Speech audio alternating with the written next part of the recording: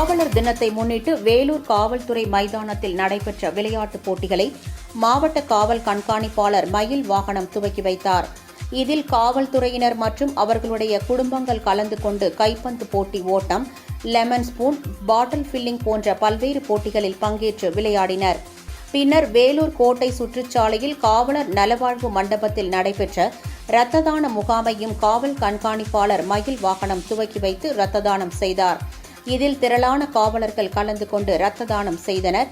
இதேபோல் கரூர் மாவட்ட ஆயுதப்படை மைதானத்தில் காவலர் தினத்தை முன்னிட்டு தண்டால் எடுக்கும் போட்டி நடைபெற்றது. குறைந்தபட்சம் 25 தண்டால் எடுக்க வேண்டும் என நிர்ணயம் செய்யப்பட்டு நடைபெற்ற இப்போட்டியில் ஏராளமான காவலர்கள் பங்கேற்றனர். இறுதியாக மாவட்ட காவல் கண்காணிப்பாளர் ஜோர்ஜ் தங்கையா தண்டால் எடுத்து நிறைவு செய்தார். இதில் முதல் 3 இடங்கள் பிடித்த சசிகுமார், சதீஷ்குமார், நிரஞ்சன் ஆகியோருக்கு பரிசுகள் வழங்கப்படவுள்ளன.